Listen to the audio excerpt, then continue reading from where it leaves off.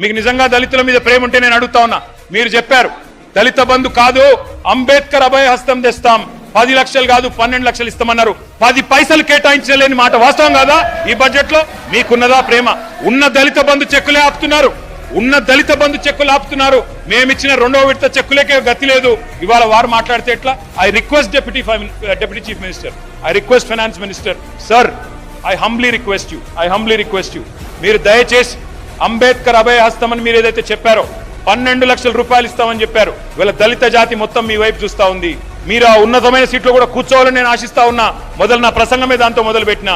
అందుకే నేను అంటా ఉన్నా, బట్టి విక్రమార్కన్న దయచేసి మీరు 10 లక్షలు కాదు 12 లక్షలు ఇస్తామన్న మాట నిలుపుకోండి, రీఅప్రోప్రియేట్ చేయండి. అవసరమైతే వేరే కాడ కోతలు పెట్టండి. అనవసర పార్బాటాలకు అనవసర పేపర్ ప్రకటనలకు పోయిన దానికంటే ఓ 10 దళిత కుటుంబాలను బాగు చేసే ప్రయత్నం తప్పకుండా చేయండి అని చెప్పి, రీఅప్రోప్రియేట్ చేయమని చెప్పి నేను కోరుతా ఉన్నా అధ్యక్ష.